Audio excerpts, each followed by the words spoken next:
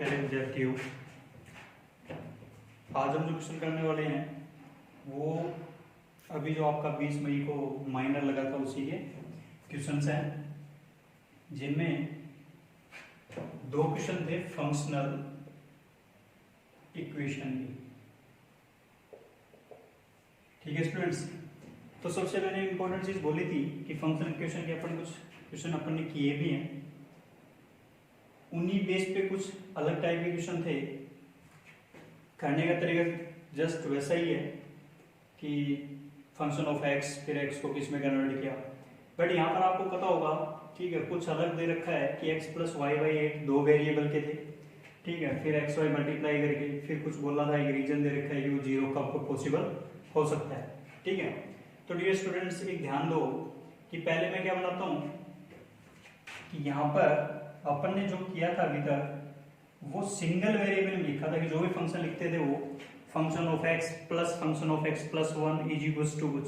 ठीक है, यहाँ आपने वो क्या दे रखा है, कुछ अलग वेरिएबल, और वेरिएबल्स को भी पहले क्या कर रखा है, ऐड सब्ट्रैक्ट या मल्टीप्लाई कुछ करके भी दे सकता था। ठीक है, और उसको क्या हो रखा है, एक्स वाई। तो फर्स्ट ऑफ ऑल मुझे क्या करना है कि यहाँ जो वैल्यू दे रखी है उनको एक सिंगल वेरिएबल में कन्वर्ट करो। ठीक है, जैसे यहाँ पे कुछ सिंगल वेरिएबल में कन्वर्ट करोगे तो यहाँ पे एक्स और वाई की वैल्यू कुछ ना कुछ आएगी। ठीक है, उस एक्स और वाई की वैल्यू को अगेन दूसरे वेरिएबल में कन्वर्ट कर देंगे। जैसे ही कन्वर्ट करेंगे अपने पास एम एन और एन एम टाइप का कुछ ना कुछ बन गया। तो डियर स्टूडेंट सबसे पहले ध्यान दो कि मैंने माना कि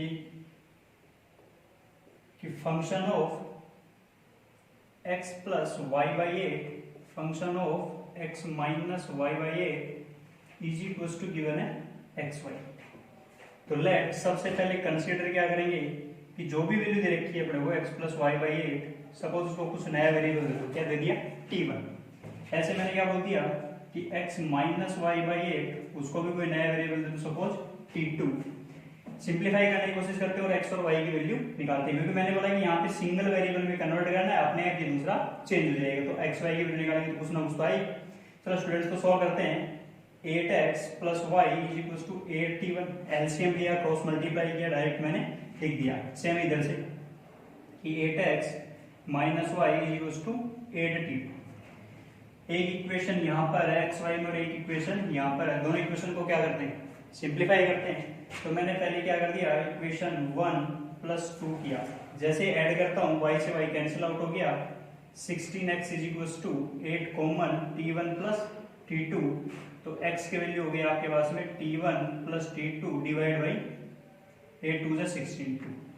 ठीक है स्टूडेंट्स, अच्छा ऐसे ही मैं क्या कर दूं कि इक्वेशन 1 माइनस 2 कर देते हैं कि पहले वाले में से दूसरे वाले को सब्ट्रैक्ट कर दो। जैसे सब्ट्रैक्ट करते हैं 8x से 8x कैंसिल आउट हो गया, y प्लस y कितना हो गया, 2y is equals to 8 common t1 minus t2 and y is equals to क्या हो गया, 4 times of t1 minus t2। तो मैंने बोला था स्टूडेंट्स कि पहले मुझे हमेशा यहाँ पे कुछ भी दे रखा हो, ठीक है, कि दो वेरिएबल को एक साथ में दे रखा है, पहले क्या करना है, पहले को सिंगल वेरिएबल में कन्वर्ट करना है। जैसे सिंगल वेरिएबल में हमने क्या मान लिया, इसको t1 और इसको t2, जैसे माना उसको सिंप्लीफाई किया, यहाँ से मैंने x और y की वैल्यू कुछ निकालने के बाद या फाइंड आउट करने के बाद में मुझे क्या करना था, वो वैल्यू यहाँ पे रखनी है। जैसे रखूंगा तो अपने पास एक सिंपल सा t1 t2, जैसे अपने पास x y भी बनता था फंक्शन ऑफ x y।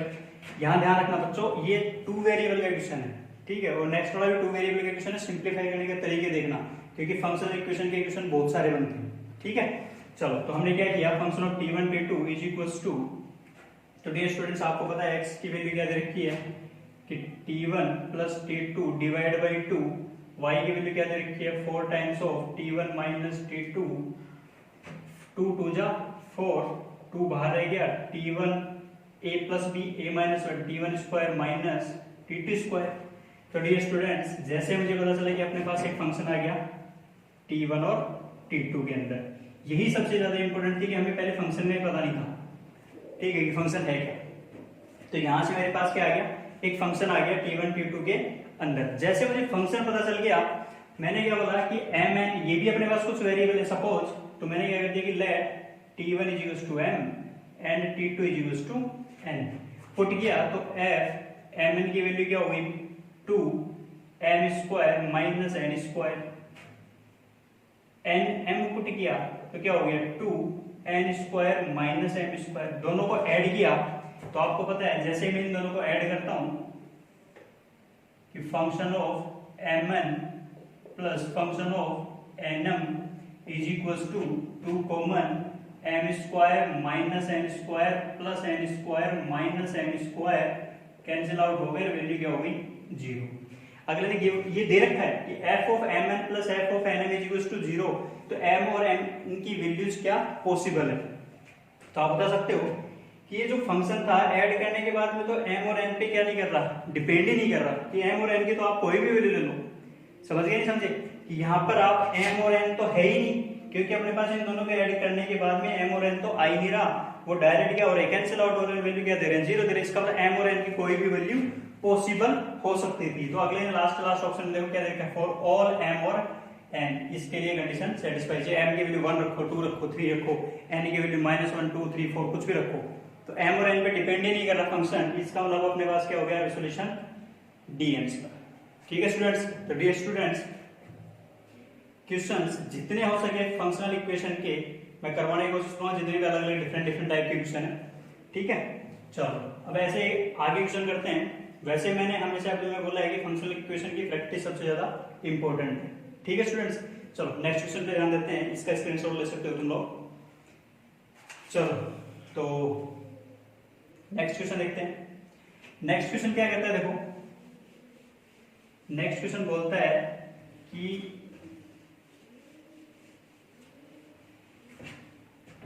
एक फंक्शनल इक्वेशन अगेन 2 वेरिएबल के अंदर दे रखी है, function of x into function of y। ठीक है स्टूडेंट्स, और अगले ने पूछा क्या देखो कि गिवन था कि fx क्या नहीं होना चाहिए, कांस्टेंट फंक्शन नहीं होना चाहिए। अच्छा कांस्टेंट फंक्शन का मतलब क्या होता है, ये ध्यान दो कि fx c अगर आ रहा है, ठीक है, तो ये कांस्टेंट फंक्शन है। अगले ने क्या बोल रखा है कि ये क्या नहीं हो सकता, कांस्टेंट तो हो नहीं सकता, पहली चीज। ठीक है स्टूडेंट्स, फिर क्या बोला, then find the value of f। अच्छा अब इसका मतलब क्या हुआ कि आपको fx को तो ऐसे कैसे रखना है, आप y को कुछ ना कुछ रख लो, समझे नहीं समझे।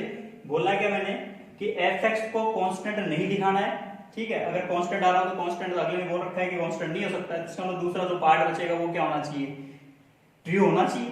क्योंकि मैथमेटिक्स में क्या बोलते हैं कि एक चीज गलत है, ठीक है, तो उसके साथ वाले क्या होने चाहिए, फिर इसका मतलब सही होनी चाहिए। क्योंकि आपको पता है मल्टीप्लाई जब करते हैं अपन कि x - 1 इंटू x - 2 = 0, तो या तो x = 1 होना चाहिए या फिर x = 2 होना चाहिए।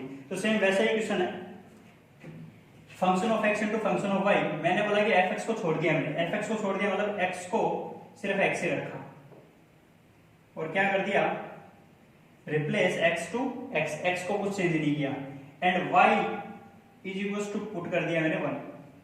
ठीक है, और 1 क्या किया वो मुझे देखो इधर ध्यान दो, f ऑफ 1 की वैल्यू पूछा, ठीक है। चलो तो रखते हैं कि function of x into function of 1 = function of x plus function of 1 plus function of x into 1 again x - 2। सभी को उठा के एक साइड में ले आए कि function of x into function of 1 minus 2 times of function of x minus function of 1 minus का प्लस का 2 = 0। तो स्टूडेंट्स आपको दिख रहा है कि यहां से मैं किसी चीज को कॉमन ले सकता हूं क्या, इन दोनों में fx की बजाय 1 को -2 को बना सकता है, इन दोनों में क्या को बना सकता है, f ऑफ 1 को बना सकता है। कॉमन निकालते हैं कि f ऑफ 1 कॉमन लिया तो अंदर हो गया f ऑफ x माइनस का 1, फिर माइनस का 2 कॉमन लिया again f of x minus का 1 = 0। तो फैक्टर अलग अलग क्या बनेंगे, फंक्शन ऑफ x -1 और एक बन गया function of x function of 1 -2 = 0। अभी मैंने बोला कि x - 1 x - 2 दोनों में से कोई एक चीज पॉसिबल होनी चाहिए, तो अपने पास निकल के क्या आ रहा है आंसर कि या तो f ऑफ x = 1 होना चाहिए या फिर क्या होना चाहिए कि फंक्शन ऑफ 1 = 2 होना चाहिए। अगले दे क्या रखा है कि f ऑफ x तो क्या नहीं हो सकता, कांस्टेंट तो हो ही नहीं सकता, और अपने पास निकल के क्या आ रहा है कि f ऑफ x = 1, मतलब ये चीज तो पॉसिबल नहीं है। तो इसका मतलब फाइनल आंसर क्या आ गया, f ऑफ 1 = 2। तो डियर स्टूडेंट्स क्वेश्चन इजी होते हैं फंक्शनल इक्वेशन के, लेकिन डिपेंड करता है आपके पास में कि आप किस वे में क्वेश्चन को सोचते हो, मतलब थॉट प्रोसेस क्या चल रहा है उसके पीछे। ठीक है स्टूडेंट्स, तो ऐसे हम कुछ और क्वेश्चन करते हैं रेंज रिलेटेड, जो माइनर में दिए थे। ठीक है स्टूडेंट्स,